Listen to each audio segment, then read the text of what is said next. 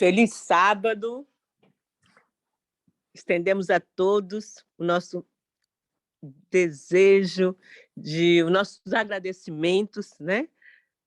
Por estarmos aqui, agradecemos ao nosso Deus, desejamos a todos um sábado feliz.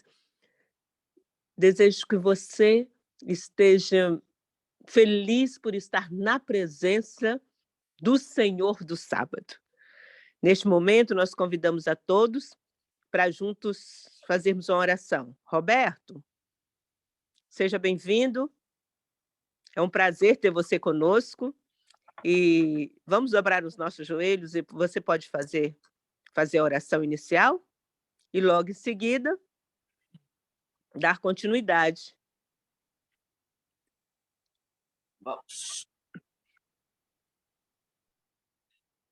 Querido e amado Deus, mais uma vez estamos aqui em sua presença, nessa manhã, que o Senhor possa estar conosco, nos ajudando, nesse sábado maravilhoso, acompanhamos ele da forma que o Senhor deseja.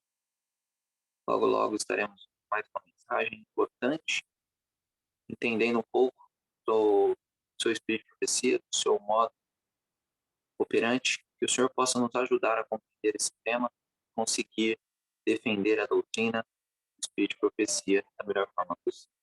Que o Senhor também possa estar com cada um nessa sala, que o seu Santo Espírito possa estar visitando todas as pessoas para dar entendimento, tanto a mim que vou falar, mas também às pessoas que irão. Que o Senhor também possa estar acolhendo todas as pessoas, para que nós possam vir, ter esse vínculo de união, de amizade aqui no grupo. E também, logo, logo, nós estaremos se locomovendo da tua casa para te entrar. Que o Senhor possa estar também nos ajudando a chegar nesses locais. Que o Senhor possa perdoar nossos pecados, nossas falhas, aqui também está com o vento, mas que o Senhor possa fazer com que tudo corra bem e que seja tudo feito para a tua honra, para a tua glória. Muito obrigado por essa oportunidade, obrigado por ser essa pessoa, que o Senhor possa nos ajudar a permanecermos firmes na verdade presente e a sua. É isso, Pai, que te pedimos, em nome do seu Filho amado Jesus. Amém.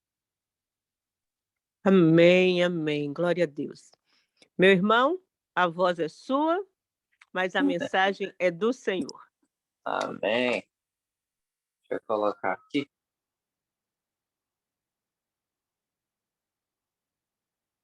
Só um minutinho.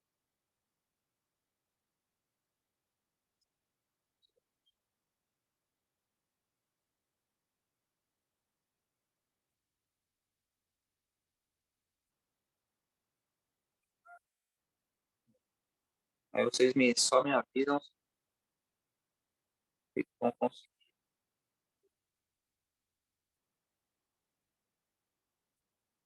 Aí. Bora lá. Ok. Tá tudo certo aí? Tá. Maravilha. Bom, o tema aí é Ellen White, tá? Eu fazia parte de um grupo no Facebook,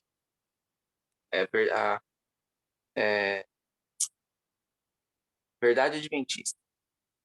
E lá nesse grupo tem muitas pessoas de todas as denominações, e aí tem muito embate quanto a Ellen White, né? O pessoal fala, não, a gente só acredita em Bíblia e tal. E aí eu coloquei, inclusive, esse tema, a boa parte dele, a parte do modo operante, foi de um pastor português, Paulo Cordeiro, tá? Recomendo vocês, um pastor muito bom também. Na parte de profecia, um dos melhores que eu conheço. E o Stephen Bohr também é um pastor bom para parte de profecia. Quem quer entender profecia, entender boa parte do santuário, entender Apocalipse, esses pastores vão ajudar bastante no estudo de vocês, tá? E depois, lógico, eu sou uma pessoa que eu gosto, né, de estar assistindo tudo, mas eu nunca fico só naquilo, né? Eu gosto de expandir. Então, eu peguei coisa de 15 slides e vocês vão ver aí que são mais de 50 que eu consegui estudando, aumentar isso aí. E a ideia aqui é nós entendermos todos os pormenores, tá? Todas as igrejas que eu fiz esse tema, que, como eu falei para os irmãos, esses 4 temas que nós vamos ter aí durante essa semana, que amanhã nós vamos finalizar, são de um final de semana com Deus que eu fazia em São Paulo, no ano de 2021, né? E todas as igrejas que eu fui tinha pessoas críticas a Ellen White, mesmo sendo adventistas, tá? Todas. E sem unanimidade, todas elas ficaram com a pulga atrás da orelha depois desse tema, tá? Então é um tema que, para a glória de Deus, é um tema muito bem explicado, muito bem elaborado. Então vamos tentar deixar isso bem claro através das escrituras sagradas, ok? Então vamos começar aqui. Aí. O que nós iremos estudar aqui de fato? Primeiro, Deus tem um modo operante, tá bom? Deus tem um modo operante que ele não muda. É importante. Nós vamos ler 2 textos já já provando que Deus não muda. E isso é de suma importância para conseguirmos deixar isso bem claro, essa, esse ensinamento que nós teremos aqui. Segundo, se realmente temos como identificar se Ellen White é vida, tá bom? Esse é um dos passos importantes. Terceiro, como identificar falso e verdadeiro profeta. Vamos deixar isso claro. É até bom que os irmãos, se quiserem anotar, seja com papel e caneta, para vocês verem, ou se não, acredito eu que vai para o canal da Ceciane, e aí vocês vejam novamente, para pegar isso, tá bom? Eu tive que estudar muito o mesmo tema. Hoje eu sei passar tudo de cor aqui, então vamos, né? Mas antigamente tinha que ficar revendo, tá? Resumo da histórico de Ellen White, vamos falar um pouco sobre a vida dela e por que estudar e defender Ellen White, por que isso é importante, tá? E o último, se precisamos dos escritos dela para a salvação, ok? Então, esses são basicamente os 6 tópicos que vamos abordar aqui. Vamos começar, então, com o texto que eu falei, ok? Malaquias 3, verso 6 diz: Eu, o Senhor, não mudo, por isso vós, filhos de Jacó, não sois consumidos.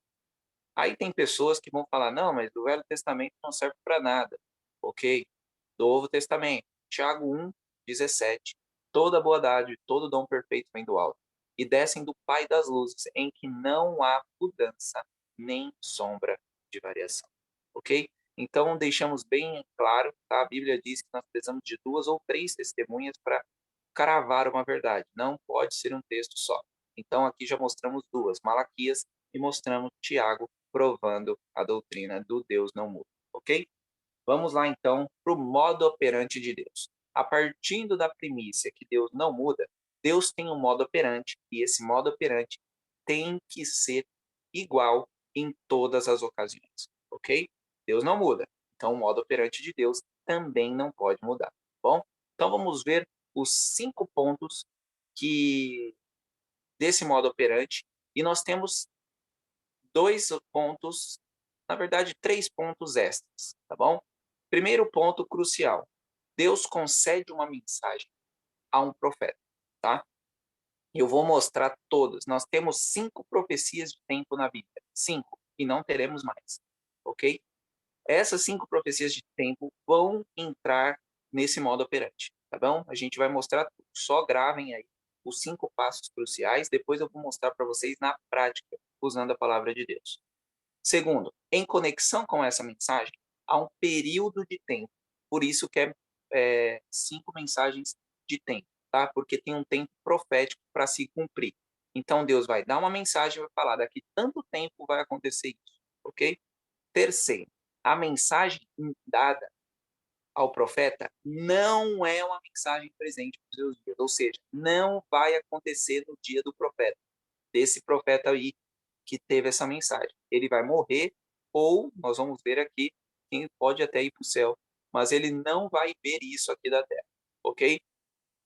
Quarto, quando o período do tempo estiver para finalizar, Deus vai suscitar um novo profeta, cuja mensagem é a mesma que foi dada ao profeta original. Ou seja, ele vai suscitar um profeta e vai dar a mensagem para esse profeta a mesma mensagem que ele deu ao primeiro profeta lá em cima, lá no primeiro tópico, tá ok?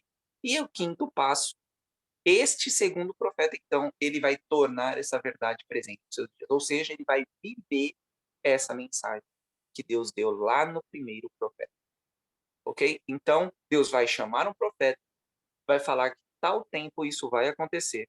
Esse profeta vai morrer, depois Deus vai suscitar um outro profeta quando estiver próximo de acontecer a profecia, e esse profeta vai viver nos dias da profecia. Esses são os 5 tópicos cruciais. 3 próximos tópicos que também são cruciais, mas são extras do modo operante. Sempre vai sair uma mensagem de juízo a alguém. Alguém vai ser, vai para o julgamento, tá? E sempre vai sair um remanescente, tá ok? E lógico, como vocês viram aqui, é 2 profetas, não pode ser um profeta sozinho, porque Deus vai mandar uma mensagem a um, esse profeta vai morrer, depois Deus vai suscitar um novo profeta, vai cumprir a profecia. Então são profetas em dupla, ok? Então esses 5 passos e mais 3. Sempre duplo, profetas duplos, juízo e remanescente saindo daí. Agora vamos para a prática, ok? Vamos para a nossa primeira profecia. A nossa primeira dupla de hoje é Enoque e Noé. Roberto, Enoque é profeta? Vamos lá. Judas 14 e 15. Quem tiver suas Bíblias aí, acho que a gente tem um pouco mais de tempo, eu posso abordar todos os textos, tá bom? Porque na igreja eu não abordo, tá? Eu preciso ser rápido, então eu não abordo todos os textos lá, mas eu deixo as referências. Aqui a gente, como tem um pouco mais de tempo, vamos abordar as referências todas. Judas, verso 14 e 15. Diz o seguinte: E também Enoque, o 7º depois de Adão. Lembrem do 7 perfeito, hein? Destes profetizou, dizendo: Eis que é vindo do Senhor com 10.000 de seus santos, para fazer juízo contra todos e convencer todos os ímpios entre eles, porque todos os seus atos impiedosos que impiamente cometeram, e por todas as duras palavras que os ímpios pecadores disseram contra ele. Ok? E aí, vocês lendo o restante, vai ficar claro que Enoque profetizou o dilúvio. Ele anunciou a Deus que viria um juízo contra todos, contra os pecadores pelas suas iniquidades. Ele também, que o juízo tinha aplicação dupla, tanto para os antediluvianos como para nós aqui no tempo do fim. Ok? Isso é importante também. A mensagem dada a Enoque não se cumpriu nos seus dias, até porque Enoque foi pro céu. E, em conexão com a mensagem dada, Enoque havia uma profecia cronológica com o nome de Metusalém. Aqui é importante, irmãos. Vamos lá. Como eu disse aos irmãos, Deus não muda. Deus, então, chama Enoque e fala: Enoque, vai acontecer um dilúvio daqui tanto tempo. Só que nós não temos esse tanto tempo na Bíblia. E agora, Roberto, como que você está dizendo que não tem, que tem que ter uma mensagem de tempo, mas nós não vemos essa mensagem de tempo na Bíblia? Bom, vamos lá identificar isso aí.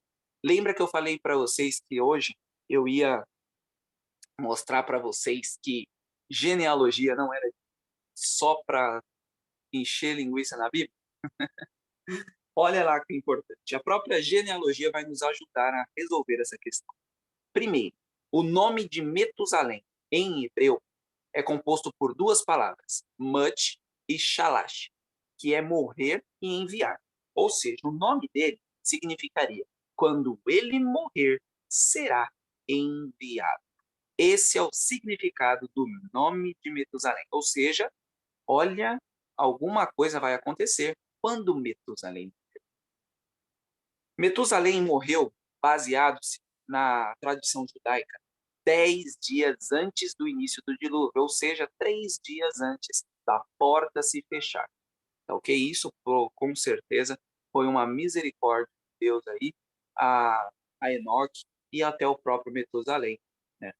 E nós não podemos ficar com a tradição judaica, tá? porque ela é extra, né, a palavra de Deus. Não temos certeza se foi Deus que falou realmente isso. Então, vamos para a tal da genealogia. Olha que interessante, meus irmãos.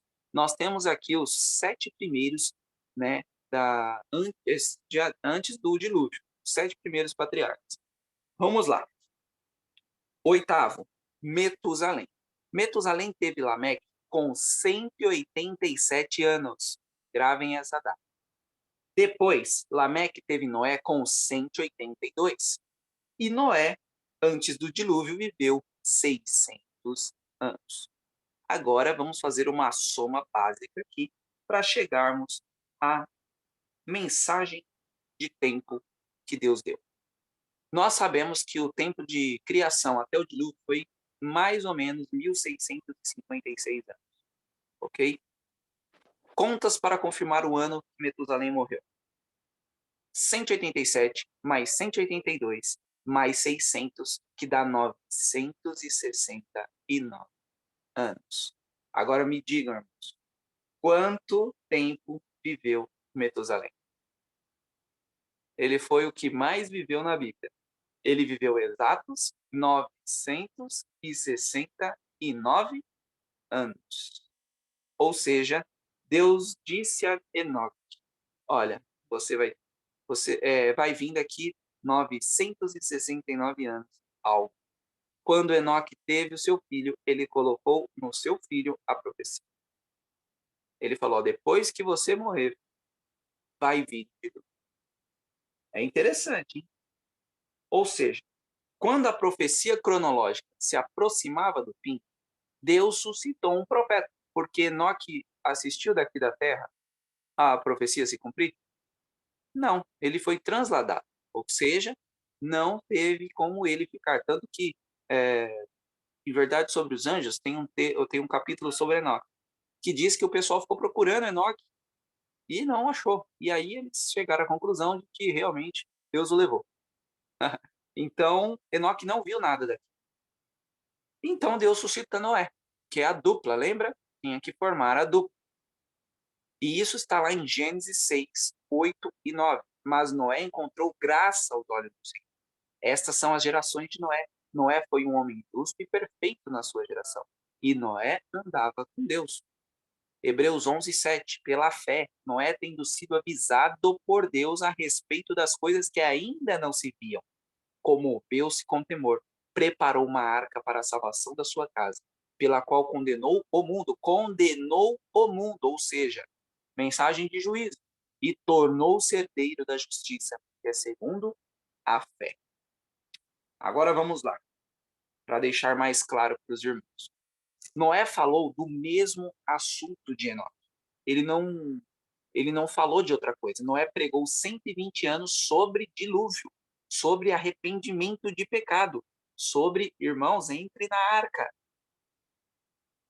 Depois, repare que Deus salvou um remanescente. Lá em 1 Pedro 3,20, os quais em outro tempo foram desobedientes quanto à longanimidade de Deus. Esperava nos dias de Noé, enquanto se preparava a arca, na qual poucas, isto é, 8 remanescentes foram salvos pelas águas. Ok? 8 almas. Só 8 pessoas daquela multidão foi salva. Remanescente é o resto. Tá bem? Então, o resto, o que foi salvo disso foi o remanescente, foi a família de Noé. Então, nós vimos aqui, vamos lá para o nosso quadro de modo operante. Esse primeiro nós vamos passar tópico por tópico para você entender. Deus concede uma mensagem a um profeta, ou seja, Deus chama, Enoque, vem aqui. Daqui 969 anos, vai acontecer um dilúvio. Enoque, então, coloca a profecia de tempo em seu filho. Ok? 969 anos. A mensagem dada ao profeta não é para ele, porque ele não vê isso acontecer. Enoque não está aqui na terra. Então, Deus suscita Noé. E Noé, então, vive. Ele viveu ou não?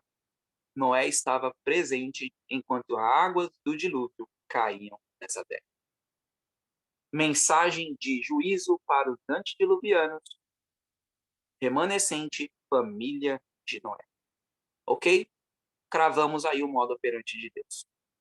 Roberto, será que esse modo operante se sustenta? Vamos ver. Segunda dupla nossa de hoje. Abraão e Moisés. Abraão foi um profeta. Abram aí em Gênesis 20, verso 7. Gênesis 20, verso 7. Diz o seguinte: agora, portanto, restitui ao homem a sua mulher, pois ele é um profeta, e ele orava por ti, e tu viverás. E se tu não a restituíres, sabe que certamente morrerás, tu e todos os que são teus. Ok? Deus disse para sua posteridade seria peregrina na terra do Egito por 400 anos. Após isso, viria um dilúvio, viria um juízo para os egípcios. Lembre? Juízo, pragas para o Egito. E o remanescente seria o quê? O povo de Israel. Eles sairiam dessa escravidão. Ok? Então, Deus disse isso a Abraão, lá em Gênesis 15, 13 e 14. E ele disse a Abraão: saibas com certeza que tua semente será estrangeira na terra que não é sua, e os servirão, e eles o afligirão por 400 anos. E também a essa nação, a quem eles servirão, eu o julgarei, e depois eles sairão com grandes posses. Aqui, esta mensagem contém um período de planeamento profético que é os 400 anos, ou seja, e essa profecia é incrível, tá? Nós vamos mostrar um texto aqui que é incrível, que bate no dia. Vamos lá. Gênesis 15, 15 diz: tu irás aos teus pais em paz, tu serás sepultado em boa velhice. Por que esse texto? Porque Abraão estava vivo 400 anos? Não, ele morreu com 165 anos em boa velhice. Mas ele morreu com 165 anos. Faltava ainda 200 e poucos anos à frente, ok? Então Deus vai suscitar um outro profeta, que é Moisés. Moisés vai falar do mesmo assunto. E a profecia se cumpre à risca em Êxodo 12, 40 e 41. Ora, a permanência dos filhos de Israel que habitavam no Egito foi de 430 anos. E aconteceu que ao fim dos 430 anos, aconteceu nesse exato dia que todos os exércitos do Senhor saíram da terra do Egito. Roberto, está falando 400. E aqui está falando 430. Tem contradição na Bíblia? Bom, irmãos, eu precisaria de mais tempo e lá em dezembro eu vou explicar melhor isso. Mas em suma, em básico, é o seguinte. Quando Deus fala de 400 anos, é de Isaac, da hora que Abraão vai cravar em Isaac o cutelo, até o final de Êxodo 12, 40 e 41. Isso é 400 anos e vocês vão entender o porquê. Porque aquele simbolismo de matar Isaac e aí Deus segurar e matar aquele cordeiro no lugar, ok? É dali que o povo de Israel começa a realmente ser o povo de Deus. Não é quando Abraão é chamado. Só que aqui nos 430, Moisés fala do dia em que Abraão foi chamado. Então, se vocês fizerem a conta na Bíblia, do dia que Abraão foi chamado até o dia em que Isaac foi quase morto, dá 30 anos. Ok? Então é essa a diferença básica. Depois eu vou vir com um mais aprofundado lá em dezembro, que a gente já fechou o mês de dezembro só para falar de santuário, tá bom? E isso vai entrar no santuário. Vamos lá. Jeremias e Daniel é a nossa terceira dupla. Antes de nós entrarmos aqui, só para a gente deixar claro. Abraão é chamado, 400 anos, profecia de tempo. Abraão morre, Moisés é chamado. Moisés vive a libertação. Ok? Mensagem de juízo aos egípcios, povo remanescente, o povo de Israel. Beleza? Segunda vez que crava exatamente o modo operante. Vamos cravar agora novamente. Terceiro ponto. Jeremias era profeta. Vamos lá para Jeremias 1, verso 5. Abre suas Bíblias aí em Jeremias 1, 5, que diz: Antes de que te formaste no ventre, eu te conheci. E antes que saíste do útero, eu te santifiquei. E te ordenei como profeta para as nações. Ok? Então, Jeremias era profeta. Ele predisse que Judá iria cativeiro para a Babilônia por um período de 70 anos. Então, 70 anos e Judá iria para cativeiro na Babilônia. Ok? Então, com isso, é a mensagem de tempo. 70 anos. Ok? Então, primeiro tópico, Deus chama Jeremias e fala: 70 anos o povo vai ficar cativo. Quando os 70 anos se cumprirem, quase, né? Deus levantaria um juízo contra a Babilônia e libertaria o remanescente da escravidão. Ou seja, o remanescente era aquele povo que voltou para Jerusalém, com Zorobabel e Josué, tá? Não é o mesmo Josué de Moisés, ok? Jeremias 25, 11 e 12 prova o que eu estou te dizendo. E esta terra inteira será desolada, e um assombro, e essas nações servirão ao rei da Babilônia por 70 anos. E acontecerá que quando 70 anos forem completados, eu punirei o rei da Babilônia. E aquela nação, diz o Senhor, pela sua iniquidade, e a terra dos caldeus, e a farei desolações perpétuas. Esse é um dos textos, irmãos, que vocês têm que dar glória a Deus. Mas muito glória a Deus. Sabe por quê? Farei desolações perpétuas. Até hoje a Babilônia não é habitada. Isso prova que o Deus que eu e que você serve é verdadeiro. Porque ele fala e a coisa acontece. Até hoje a Babilônia não é habitada. Duas pessoas tentaram habitar a Babilônia. Uma foi Alexandre o Grande, e morreu com 32 anos novo, na própria Babilônia. E o outro foi Saddam Hussein. E nós sabemos bem a história porque nós vivemos ela. Saddam Hussein foi morto pelos Estados Unidos. Então, se você quer morrer, vai tentar lá habitar na Babilônia, ok? Vamos lá. Esta mensagem não foi verdade presente para Jeremias, porque Jeremias ficou em Jerusalém e acabou morrendo por lá, ok? Então Deus suscita Daniel. O próprio Jesus diz lá em Mateus 24, versos 15.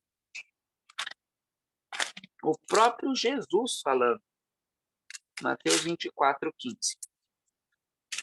Diz o seguinte: Quando, pois, virdes a abominação da desolação, falado pelo profeta Daniel, posta no santo lugar. Quem lê, entenda. Ou seja, Jesus estava falando da profecia que tinha falado a ele, dos 490 anos. Aí lá em Daniel 9, 1 e 2, é quando a coisa acontece. No primeiro ano de Dario, filho de Assuero, da semente dos Medos, o qual foi feito rei sobre o rei dos caldeus. No primeiro ano do seu reinado, eu, Daniel, entendi pelos livros do número dos anos, a respeito das quais as palavras do Senhor veio ao profeta Jeremias, era de 70 anos, quando se completariam as desolações de Jerusalém. Ok? Então, Daniel entendeu. Daniel era um estudioso, irmãos. Algo que eu e você precisamos ser ainda mais no tempo que estamos vivendo. Ok? Daniel era um estudioso e ele sabia que deveria se completar. E aí depois ele fez né, no 8:14, né, que é o das 2.300 tardes manhãs, ele deu uma embananada ali, e aí o anjo vem e resolve a questão para ele depois dessa oração, que é uma das orações mais incríveis que nós conhecemos. Depois disso, em 539, esse não precisamos nem ler, Belsazar, então, é morto naquele dia, e Ciro, com Dario, se torna o rei, né, da Babilônia. E ele liberta os remanescentes. Vamos lá para a Segunda Crônicas, 36. Segunda Crônicas 36. de 22 e 23. É o último livro de Crônicas. Ora, no primeiro ano de Ciro, rei da Pérsia, para que cumprisse a palavra do Senhor, falada pela boca de Jeremias, o Senhor suscitou o espírito de Ciro, rei da Pérsia, para que ele fizesse uma proclamação ao longo do seu reinado. E pôs também por escrito, dizendo: assim diz Ciro, rei da Pérsia: o Senhor Deus do céu tem me concedido todos os reinos da terra, e ele me encarregou de edificar uma casa em Jerusalém, que está em Judá, que há entre vós de todo o seu povo, o Senhor seu Deus seja com ele, e deixa-o subir. Ou seja, Zorobabel e Josué levaram uma galera para conseguir reconstruir Jerusalém. E Ciro, um persa, foi usado por Deus. Ok? Isso é algo que só Deus possível pode fazer. Tá? Essas passagens assim me emocionam de ver como Ciro dizendo o Deus do céu. Olha que maravilha. Talvez nós encontremos Ciro nas nações celestiais, não sabemos, mas eu tenho muito, pelo pouco que eu estudo, Ciro e até mesmo Dario pode ser umas boas surpresas na Nova Jerusalém. Ou seja, 70 anos na cronologia, Jeremias, 70 anos tornou-se verdade presente nos dias de Daniel. Antes de nós irmos para a quarta dupla, vamos deixar claro novamente. Jeremias recebe a mensagem. 70 anos o povo cativo e vai ser liberto. Ele morre, não vê a mensagem acontecer. Daniel é suscitado e Daniel vive isso. Ele vê o povo voltando para Jerusalém. Ok? O povo que voltou é o remanescente e a Babilônia sofreu o juízo de Deus. Tá bom? Vamos para a nossa quarta dupla. Até agora está tudo entendido aí, irmãos. Até agora está tudo seguindo o modo operante. Tá bem? Vamos lá. Daniel e João Batista, nossa quarta dupla. Daniel recebeu de Deus uma profecia de 70 semanas, que é 490 anos. Isso está lá em Daniel.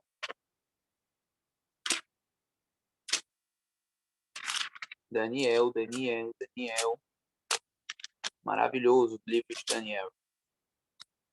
Daniel 9, 24 a 27. Diz o seguinte: 70 semanas são determinadas sobre o povo, sobre a tua santa cidade, para terminar a transgressão e pôr um fim nos pecados, e fazer reconciliação por causa da iniquidade, e trazer a justiça eterna e selar a visão e a profecia, e para ungir o Santíssimo. Isso aqui é importante, viu? Nós vamos ver mais à frente também. Saiba, portanto, e entenda que desde a saída do mandamento de restaurar a reconstrução de Jerusalém até o Messias, ou seja, até Ciro, desde Ciro deixou, depois veio o outro, e aí veio o Assuero para Artaxerxes, no caso, para realmente contar isso aqui. Restaurar Jerusalém até o Messias, o príncipe, serão 7 semanas, e 72 semanas a rua será construída novamente, e o muro, mesmo em tempos tenebrosos. Ok? Aí vem, e após 72 semanas o Messias será cortado, porém não por si mesmo. O povo príncipe que virá destruirá a cidade e o santuário, e o seu fim será como uma inundação. E até o final da guerra de desolações que estão determinadas. E ele confirmará o pacto por muito por uma semana, e no meio da semana fará cessar o sacrifício e a oblação, e pela disseminação das abominações ele o desolará, até a consumação, e aquilo determinado será derramado sobre o desolado, que é o nosso querido Estevão. Bom, quem indicava o tempo que tinha que arrepender? Então, 490 anos foi o tempo cronológico da profecia para o povo se arrepender de todos os erros que estavam cometendo. A partir do decreto da restauração da cidade de Jerusalém, Esdras, e lembra do tal Neemias 444, né? Esse povo aí conseguiu fazer uma restauração e conseguiu o decreto. O terceiro decreto é o que conta, tá bom? Algo interessante é que Daniel 10:2 se refere a dias no hebraico e Daniel 9 a anos, ok? Então, ó, em Daniel 2 diz: naqueles dias eu, Daniel, estava pranteando por 3 semanas, ou seja, 21 dias literais. Daniel 9 anos para 70 anos, 490 anos, porque é profético, ok? Então, o próprio dia na Bíblia é diferente. O dia que está em Daniel 10, 2 é Ion, que é o mesmo dia de 24 horas de Gênesis. E o de Daniel 9 não é Ion. É outra palavra, ou seja, só de ler a palavra em hebraico já dá para você diferir anos de dias, ok? A profecia apontava para o seu batismo, morte e o evangelho sendo pregado aos gentios. Esta mensagem não foi para Daniel, pois ele não viveu 490 anos. Ele morreu muito antes. Ou seja, Deus suscitou, então, João Batista. Jesus disse logo após o batismo: ora, depois que João foi colocado na prisão, veio Jesus para a Galiléia, pregando o evangelho do reino de Deus, e dizendo: o tempo está cumprido. Que tempo? O de Daniel. Olha aqui, ó, algo aconteceu. E o reino de Deus está próximo. Arrependei-vos. É juízo ou não? Essa palavra arrependei-vos. E crede no evangelho. Ou seja, irmãos, João Batista, segundo o próprio Jesus, lá em Lucas 7, verso 24. Lucas 7, 24 a 28 diz: e quando o mensageiro de João partiram, ele começou a falar na multidão acerca de João. O que foste ver no deserto? Uma cana agitada pelo vento? Mas o que foste ver? Um homem trajado de roupas delicadas? Eis que aquele que veste roupas esplêndidas e vive em delícias estão nos tribunais reais. Mas o que foste ver? Um profeta? Sim, eu vos digo, e muito mais do que um profeta. Este é aquele a quem está escrito: eis que eu envio o mensageiro diante da sua face, que prepara diante de ti o teu caminho. Irmãos, gravem esse texto. Mais que um profeta, ok? Gravem ele, que já já a gente vai falar um pouco sobre ele. João Batista também proclamou uma mensagem de juízo, lá em Mateus 3. Volta um pouquinho aí. Mateus 3, 10 a 12. E também agora está posto o machado à raiz das árvores, pois toda árvore não produzindo fruto bom é cortada e lançada no fogo. Eu realmente vos batizo com água para o arrependimento, mas aquele que vem depois de mim é mais poderoso do que eu, cujos calçados não sou digno de carregar. Ele vos batizará com o Espírito Santo e com fogo, cuja joeira está em sua mão. Ele limpará minuciosamente a sua eira e recolherá no celeiro o seu trigo, mas queimará a palha no fogo inextinguível. Ou seja, uma mensagem de juízo. Gente, quem está vindo aí, vocês precisam ouvir e acreditar. Ok? Senão, infelizmente, vão para o fogo. A sua mensagem estava inteiramente centrada no Messias. Assim como as 70 semanas também estava centralizada. E aí tem todos os textos, né? O próprio 3:11, onde ele fala que não conseguia nem desatar, nem segurar o calçado. Lá em João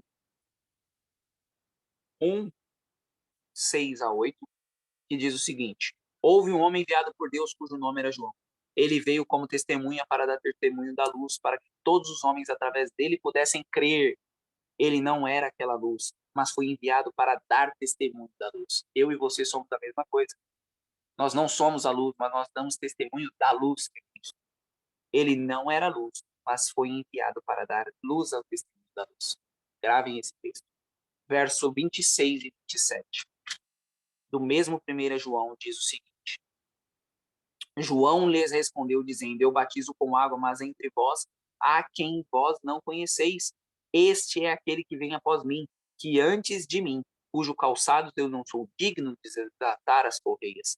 Essas coisas acontecerão em Betabara, além do Jordão, onde João batizava. Verso 29. No dia seguinte, João vê Jesus vindo até ele e diz: eis o Cordeiro de Deus que carrega o pecado do mundo. Verso 31 e 34. E eu não o conhecia, mas para que ele fosse revelado a Israel. Por isso vim batizando com água. João testemunhou dizendo: eu vi o Espírito descer do céu como uma pomba e permanecer sobre ele. E eu não o conhecia, mas aquele que me enviou para batizar com água, este disse para mim, aquele sobre quem vires descer o Espírito, e sobre ele permanecer, este é o que batiza com o Espírito Santo. E eu vi, e testemunhando de que este é o Filho de Deus. Ou seja, tudo estava centralizado em Cristo, irmãos. Tudo, tudo. Lucas 1:17. Só para nós finalizarmos aqui esse ponto. E irá diante dele no espírito e no poder de Elias, para converter os corações dos pais e filhos, e os desobedientes à prudência do justo, tornando pronto um povo preparado para o Senhor. Ok? Então nós vemos aí que isso tudo estava centralizado em Cristo. João Batista transformou a verdade presente lá de Daniel em seus dias. Ele viu Jesus. Ok? Durante essa última semana, Jesus também escolheu a sua igreja. Romanos 11:5. Romanos 11:5 diz o seguinte: assim também, no tempo presente, há um remanescente de acordo com a eleição da graça. Capítulo 9, versos 6-8. Não, porém, que a palavra de Deus tenha perdido seu efeito, porque nem todos que são de Israel são israelitas.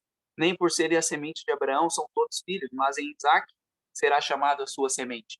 Esse texto é o texto que dá uma ajuda para entender os 430 anos, ok?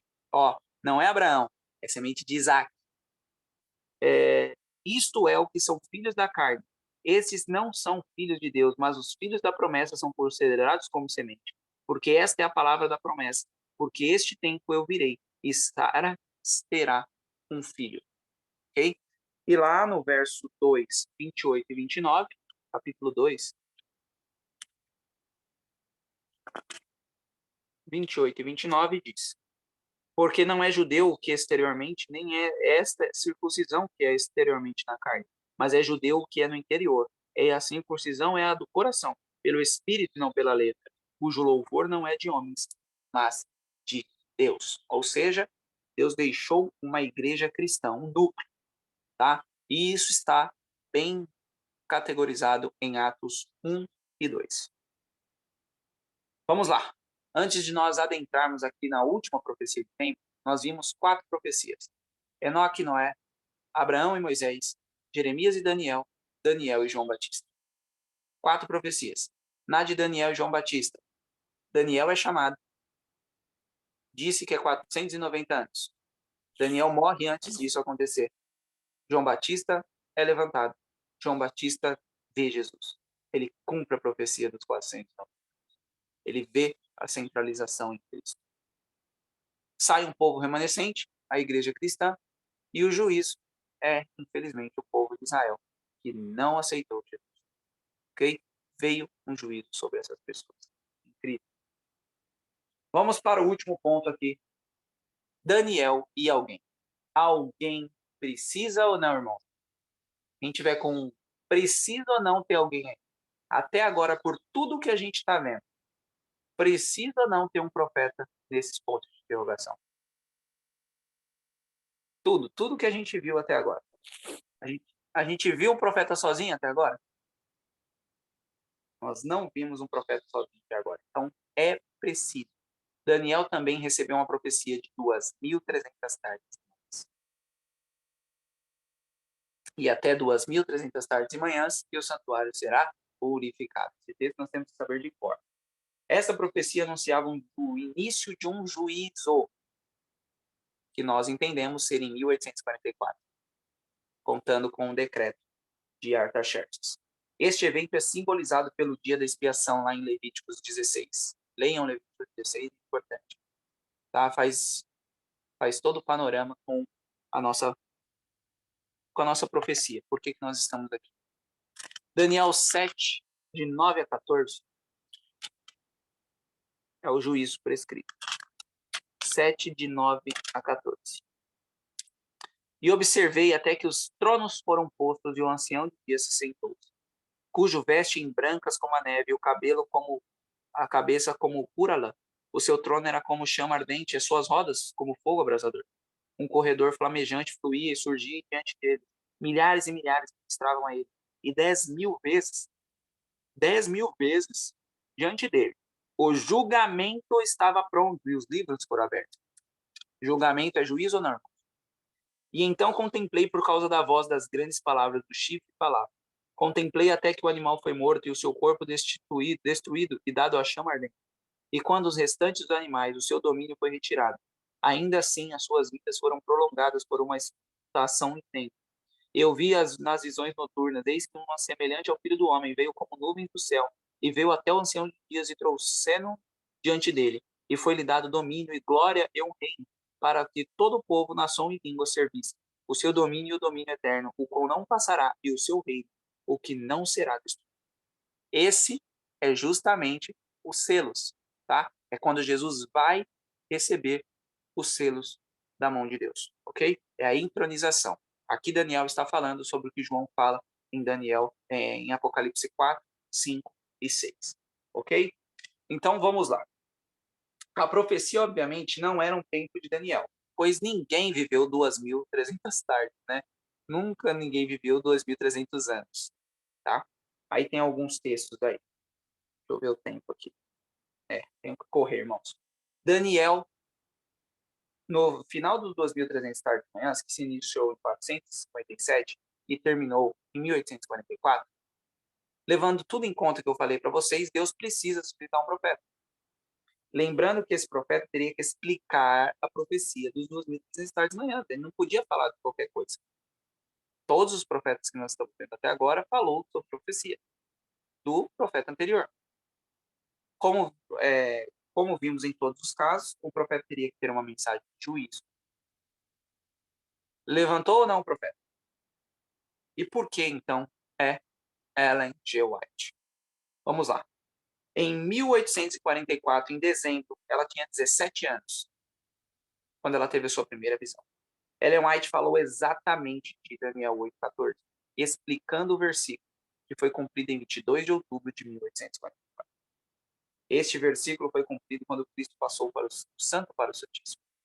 Ela falou do mesmo assunto que Daniel 2.000 anos antes.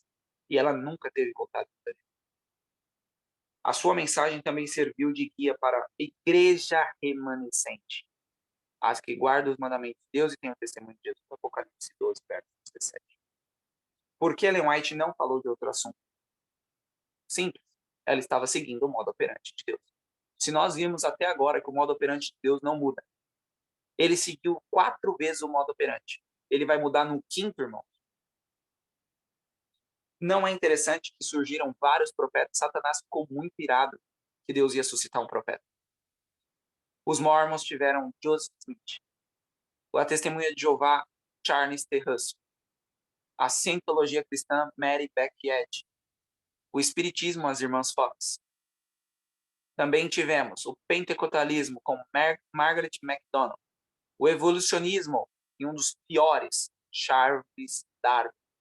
Depois desse homem, tudo começou a desmoronar. O marxismo, com Karl Marx. Obviamente, Satanás estava muito preocupado em saber que Deus estabeleceria o seu povo remanescente.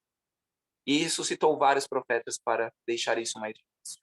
Só que o único profeta que falou de 2.300 tardes e manhãs foi Ellen G.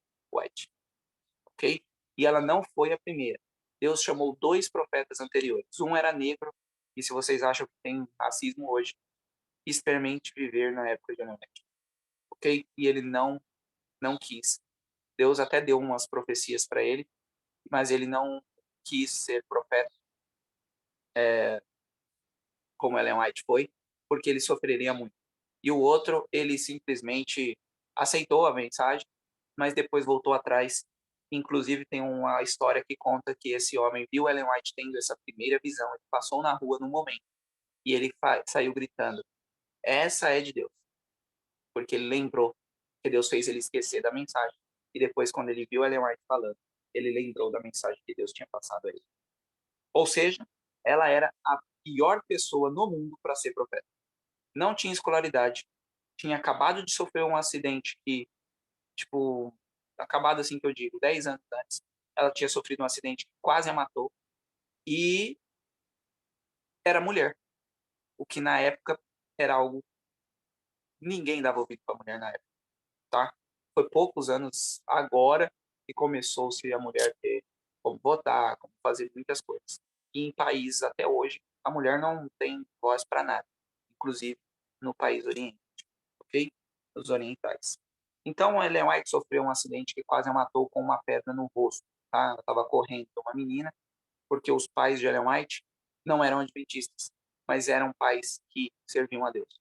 Então, eles sempre diziam a Ellen White que nunca era para revidar nada, tá? Então, para não revidar, correram e ela olhou e acabou sofrendo uma pedrada. Os pais de Ellen White faziam culto, tá? Em casa. E isso está tudo no Testemunhos para a Igreja, do capítulo 1 ao 15, fala só sobre a história de Ellen White. E eu li, eu terminei agora faz 15 dias esse primeiro Testemunhos para a Igreja.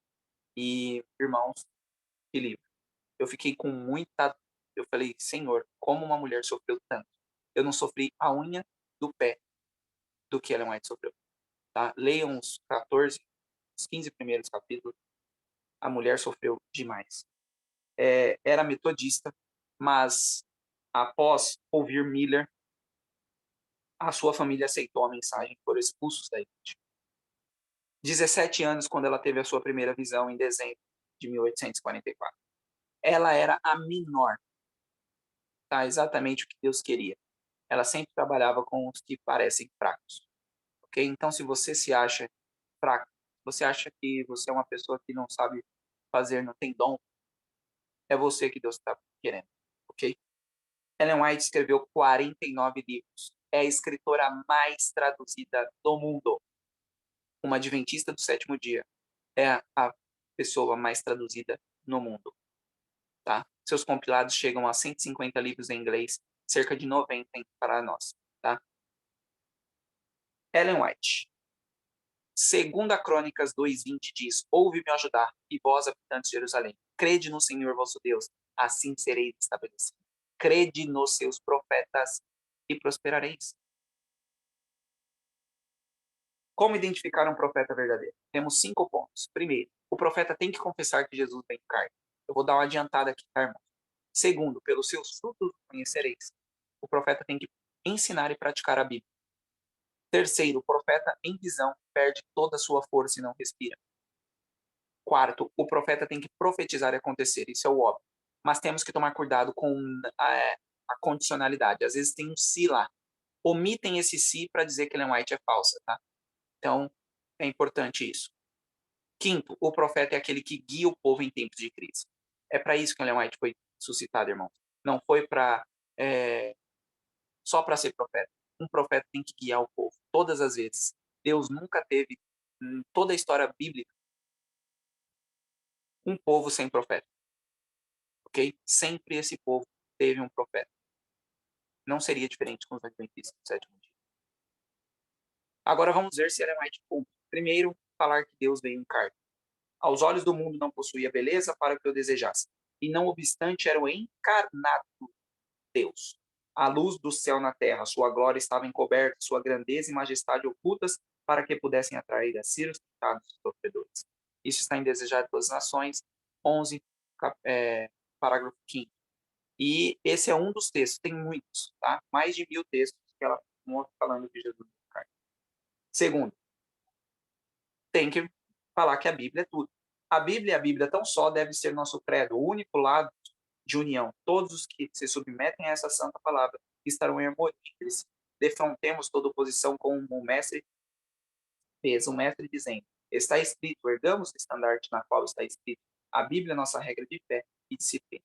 Mensagens escolhidas, 416, segundo parágrafo. Tem mais de 3.000 textos de Ellen White incentivando o estudo da palavra de Deus e dizendo que a Bíblia é nossa regra de fé. Terceiro passo. Perde-se a força. Quando eu fui ao Colorado, me achava tão preocupada por vós que minha cabeça teve muitas páginas para serem lidas na São Paulo. Fraca e fremente, ergui-me 3 horas da manhã para vos escrever. Deus falava por intermédio da arte. Ou seja, irmãos, aqui é um dos textos, mas tem vários textos. Inclusive tem um que Ellen White segurava uma Bíblia Essa aqui, que é a King James Fiel 1611, era a Bíblia de Ellen White, só que essa aqui é pequena perto da dela. E ela segurou por 4 horas a Bíblia, apontando o texto e lendo, ok? Então, eu faço o desafio para os irmãos. Peguem a Bíblia mais fina que você tem aí e fique quanto tempo vocês aguentar com a Bíblia levantada, ok? Isso é só poder de Deus. E ela não respirava. Eles fizeram vários testes e Ellen White cumpria esse requisito. Tem que profetizar e acontecer. Lá em Testemunhos para a Igreja 3, página 564, diz que o tabagismo e o alcoolismo se tornariam algo catastrófico. Na época de Ellen White era baixo o nível disso, ok? Eles tomavam uma cálicezinha de vinho ou de algo e o tabagismo nem sequer pensavam em resistência ainda, tá? E olha aí o que aconteceu. Ondas elétricas magnéticas. Inclusive, nós não conseguimos andar um quarteirão sem uns 3 barcos ou alguém fumando na rua. Ondas elétricas magnéticas. Quando Ellen White falou isso, ela era louca na época dela, tá? E hoje está mais do que provado pela ciência. Nosso cérebro funciona com ondas elétricas magnéticas. Benefícios do sol. A pandemia deixou bem claro o que em Ciência do Bom Viver, página 220, nos diz que o sol tinha muitos e muitos benefícios. Queda das Torres Gêmeas. Testemunhos Seletos 3, página 281 e 282. Coloquem no noticiário do dia e leiam Testemunhos Seletos. É incrível. Segunda Guerra Mundial. Testemunhos Seletos 1, página 87. Também é incrível vocês verem as fotos na internet e verem Ellen White escrever. É incrível. Espiritismo. Na época de Ellen White, isso aqui era uma fantasia. Hoje, eu conheço muitos espíritas. Só em minha volta.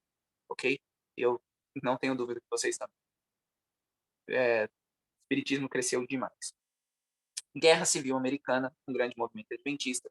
Página 287, Ellen White também predisse essa Guerra Civil Americana e ela também aconteceu. Ok?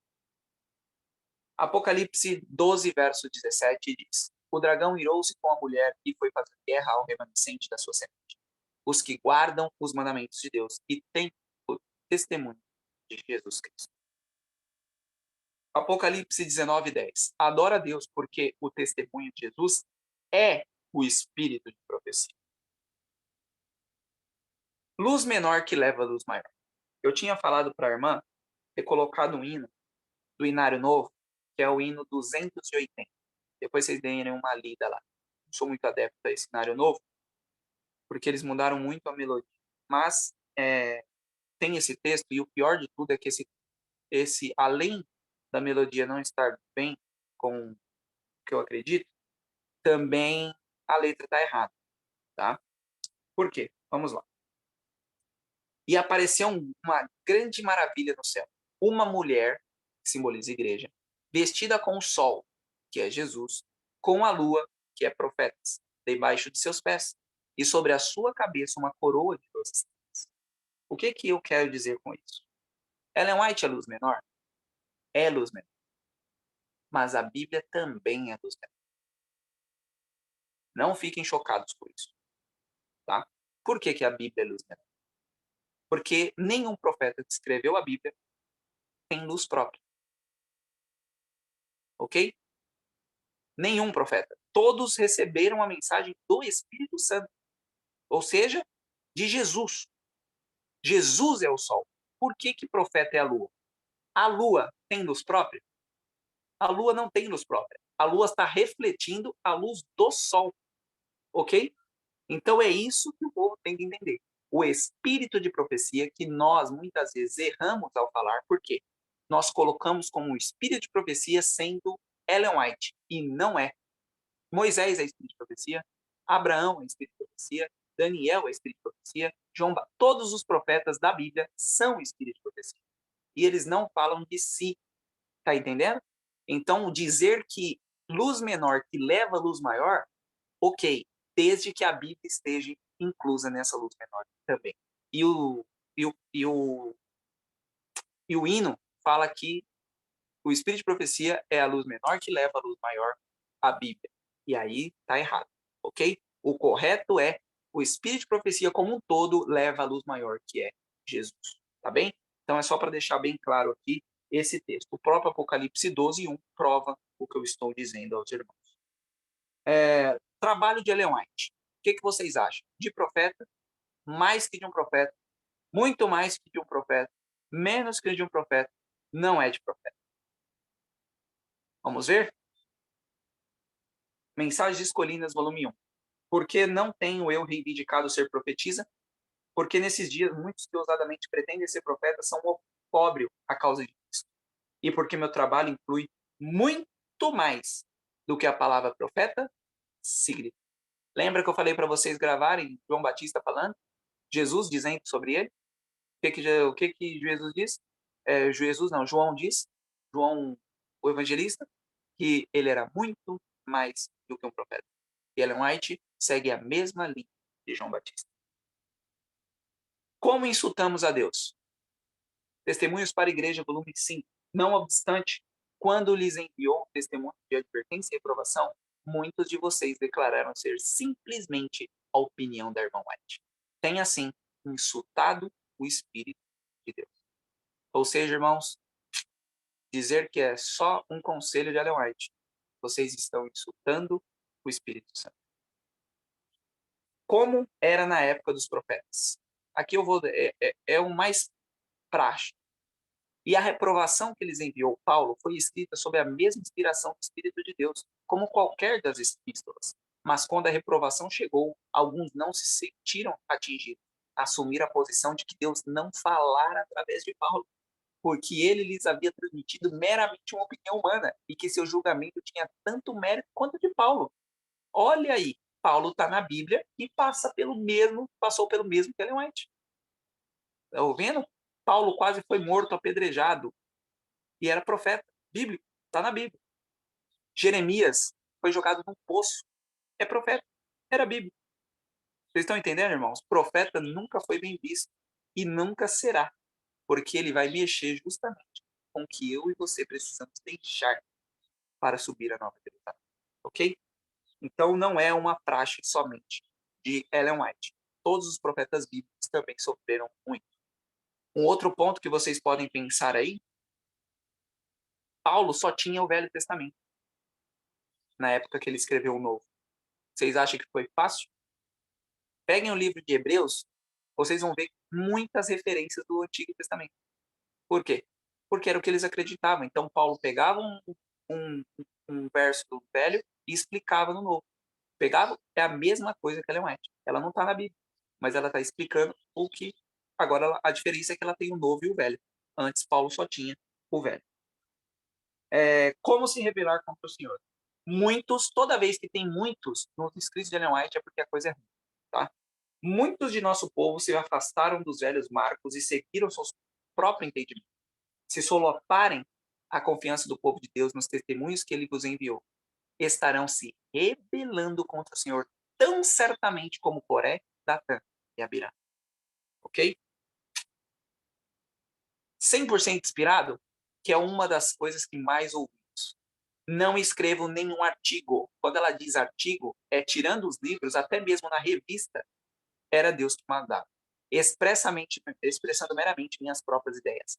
Elas são que Deus me expôs em visão, os preciosos raios de luz que brilham do trono. Mais um só para... Não há meio termo nessa questão. Os testemunhos são do Espírito de Deus ou do diabo. Ou seja, não tem aquele negócio de, isso é inspirado, isso não é. Ou tudo é, ou nada é. Eu sou muito mais adepto de pessoas que falam, não acredito em Ellen White. Eu prefiro isso do que pessoas que acreditam, leem e falam que é meramente um conselho, ok? Deus também, ele não gosta do meio termo, tá bem? Quem duvida do espírito de profecia é movido por quem? Esse é um dos textos mais duros, tá? Quando encontrardes homens pondo dúvida nos testemunhos, criticando-os e procurando desviar o povo de sua influência, estáis certos de que Deus não está operando com eles. É outro espírito. Quem mais critica o espírito de profecia? De praxe essa. Deixa eu voltar aqui. Os que mais têm a dizer contra os testemunhos são geralmente os que não leem. Tá? E isso é na vida, tá? O pessoal não lê, e critica. O último engano de Satanás, o derradeiro engano de Satanás será anular o testemunho do Espírito de Deus. Ok? E ele já está fazendo isso, tanto na nossa igreja, anulando o Espírito de Profecia da irmã White, vamos falar da, porque, né, é o mais atingido. Pessoas já estão anulando a Bíblia, tem pessoas que estão pregando que você só precisa amar e não precisa guardar nada, tá? Tem pessoas famosas no nosso meio que estão se rebelando contra a própria palavra de Deus. Então é o que eu falei para vocês. Primeiro eles eliminam Ellen White, depois está eliminando a Bíblia, já são ateus. Tomem cuidado contra isso. Se o grego e o hebraico falam uma coisa e a Ellen White fala outra, quem que eu sigo? A falsa ciência é um dos meios que Satanás se serviu nas cores celestiais e dela se serve ainda hoje. Ok? Eu conheço vários pastores de outras igrejas que entendem muito mais de grego e hebraico que nós, adventistas. Só que eles estão errados. Acreditam em inferno para sempre, queimando até morrer, queimando até para sempre, acreditam em imortalidade da alma e são mestres em hebraico e grego. Ou seja, o espírito de profecia é muito melhor do que a ciência. O que falta para Cristo voltar? Já estamos ferrando. Quando Cristo guarda com premente desejo a manifestação de si mesmo em sua igreja, quando o caráter de Cristo se reproduzir perfeitamente em seu povo, então virá para reclamá-los como seus. E esse texto é um dos textos mais bonitos e que mais me faz pensar, Senhor, quando isso acontecer? Vai acontecer porque nós muitas vezes não vemos perspectiva. E como ser humano eu olho as nossas igrejas e falo, Senhor, o Senhor é Deus impossível. Mateus 12:30. Não pode servir a Deus e Mamon. Ou estás totalmente ao lado do Senhor ou do lado de Satanás. Não tem como. É totalmente, olha o texto, totalmente. Não tem como eu estar meio com Deus e meio com Satanás. Quem não é comigo é contra mim. E quem comigo não junta, espalha. Ok? Então, basicamente, é isso, tá? Que eu queria dizer para vocês. Seus escritos nos abrem a luz para entender melhor a Bíblia, tá? Como eu disse a vocês, quando eu fiz a série Conflito, eu entendi muito a Bíblia. Eu não entendi a Bíblia, por isso não gostava de ler. A partir do momento que você consegue entender, vai começando a gostar e vai começando a estudar. Sem Ellen White não existe adventismo, porque foi ela que explicou o adventismo. Se não tem Ellen White, não tem como explicar o adventismo e nós estamos aqui fazendo o quê? Então, a adventista que diz que não acredita em Ellen White é uma coisa para nós estudar, tá? Porque se ela explica, ninguém mais. Tudo começou com ela explicando. Como que se eu tiro ela da equação, eu vou entender o que é adventismo? Não tem como. Ellen White não salva. Assim como eu ter virado vegetariano, ou como eu ter parado de jogar videogame, ou como eu ter parado de falar palavrão, nada disso me salva. Mas se não lermos os escritos, podemos, infelizmente, ficar para trás quando Cristo voltar. Ok? Porque é como a Bíblia. Se eu não estudo a palavra de Deus, eu posso ficar para trás. Da mesma forma, os escritos do irmão White. Antigamente, nós tínhamos desculpa. Ah, é muito caro os livros. Bom, agora temos o EGW Editings 2, um app gratuito, com quase todos os livros lá. Tá? Ah, não consigo ouvir, eu sou surdo. Eu não consigo ler, sou cego. Com livros em áudio no site ellenwhiteaudio.org/pt, ok? Tem muitos lá já em áudio para vocês ouvirem. E até o próprio aplicativo digitais também tem o áudio, ok? Para quem quiser. Ou seja, muitos perecerão por falta de conhecimento, e não porque não tiveram oportunidade, mas porque não quiseram, tá? Então é diferente. Nós vamos ser pegos por falta de conhecimento, porque nós não estamos estudando o que Deus nos revelou. Nós somos do povo remanescente e temos um profeta que nós precisamos ouvir. E não porque é ele falando, mas porque é Deus falando através dele, ok? Então eu espero que vocês possam ter entendido. Nós temos aí o meu canal, Caráter Cristão, tá bom? Para quem quiser. Eu estou com uma ideia, tá bom? ideia que eu já vou começar a pôr na prática, acredito eu que nesse final de semana eu já vou começar a gravar vídeos sobre o Testemunhos para a Igreja. A minha ideia não é explicar o capítulo. A minha ideia é colocar alguns pontos interessantes para que os irmãos corram atrás, porque não adianta o Roberto falar. O Roberto é falho, o Roberto pode entender errado. Então, cada um precisa ler por si para que o Espírito Santo possa dar o entendimento para si, ok? Então, é esse o ponto que eu quero que vocês entendam. Nós não precisamos forçar nada. Aqui eu passei uma mensagem, muitos vão aceitar, muitos não vão aceitar, e não é eu que passei. É Deus, como, né? A boca é minha, mas a mensagem é de Deus. Amém. É esse o ponto que nós precisamos. E eu preciso que vocês corram atrás. Quem sabe, quem quiser os slides, eu também estou disposto a passar, porque quem sabe aumente. Como eu falei, eu peguei esses slides com 15, 20 slides e consegui chegar a 50.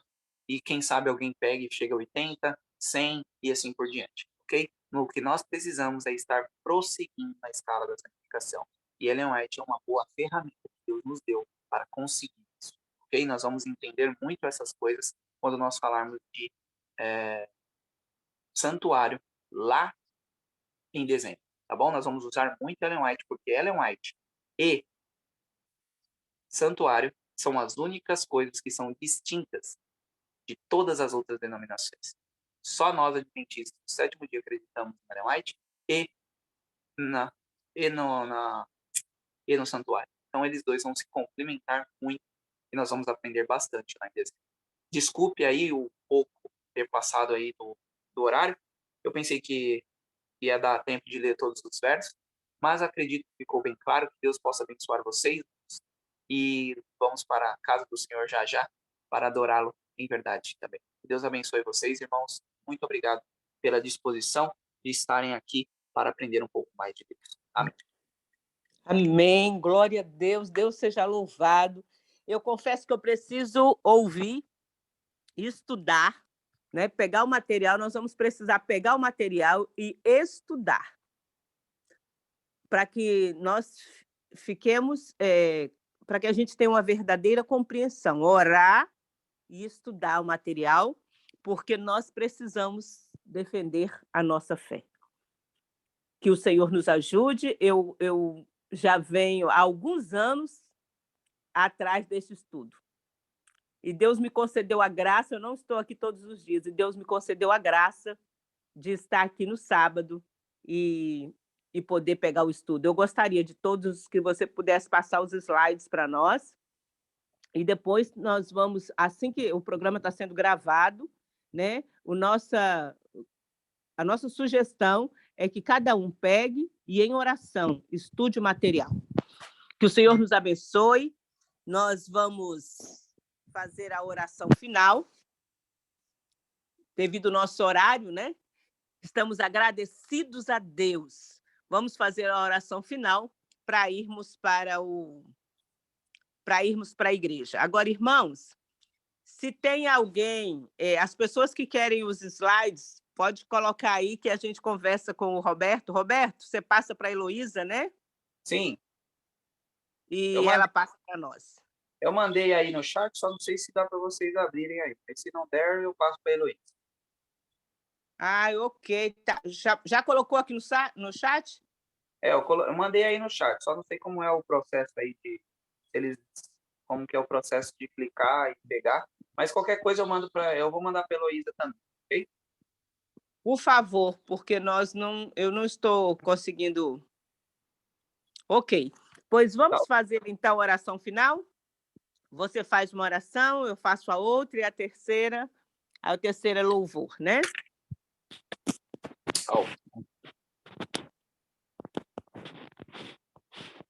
Então, vamos lá.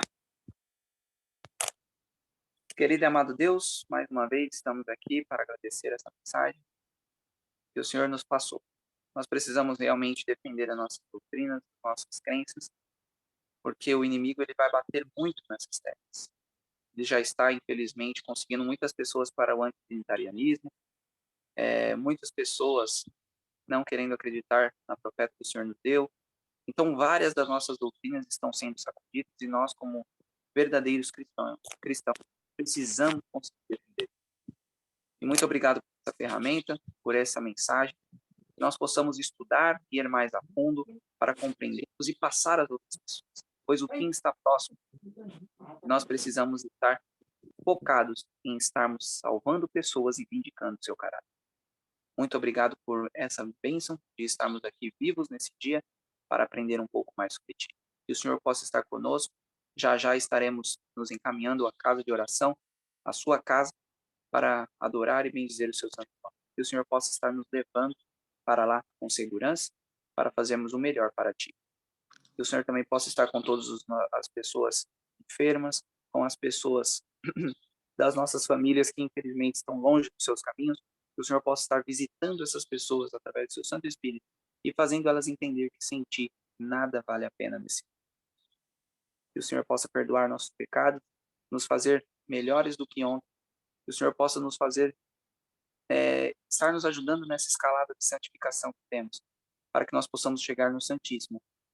E todo o joelho vai se dobrar para dizer que o Senhor é justo e verdadeiro e bom. Amém. Obrigado por tudo que o Senhor nos deu e por essa dádiva da vida. É o que eu te peço, em nome do Senhor. Amém. Querido Deus, continuando na tua presença, continuando a oração do teu servo, pedimos perdão pelos nossos pecados, Pai. Pedimos perdão pela nossa indiferença, as nossas falhas. Nos envergonhamos de não termos estudado antes, mas te pedimos, Pai, que o Senhor nos dê um arrependimento verdadeiro e que o Senhor nos ajude, que a partir de agora, que nós tomamos decisão de estudar mais, Senhor. A tua palavra diz que nós precisamos conhecer, as nossas faculdades precisam ser desenvolvidas. Querido Deus, nos perdoe pela nossa negligência, mas nos ajude, Pai, que a partir de agora, que cada um de nós tomemos decisão de estudar mais e estarmos prontos, saber defender a nossa fé. Derrama sobre nós o teu Santo Espírito, Pai querido. Necessitamos do Espírito Santo. Nós acabamos de ouvir mais uma vez que quando o teu caráter, quando nós estivermos refletindo o caráter de Cristo, que o Senhor vem reclamar o teu povo. Senhor, toma em tuas mãos cada família aqui representada, cada um de nós. Faça a reforma, o reavivamento que precisa ser feito nas nossas vidas, Pai querido. Liberta-nos de todo o pecado. Liberta-nos de tudo aquilo que está nos impedindo de te adorar em espírito e em verdade. Te adorar na beleza da tua santidade. E converte-nos a ti. Se o Senhor nos converter, verdadeiramente seremos convertidos. Te agradecemos, pedimos que o Senhor nos abençoe, pedimos que o Senhor nos leve sobre os teus paternais cuidados para a tua igreja, para te adorarmos. Fique com cada família aqui representada. Nós oramos e te agradecemos, não porque em nós há mérito algum, mas porque confiamos no sangue de Jesus. É em nome dele que nós oramos e agradecemos. Amém, amém e amém. Até amanhã. Ouve, Senhor, o nosso clamor. Envia teu Santo Espírito para convencer o nosso ser de que tu és soberano. Amém. Amém. Amém.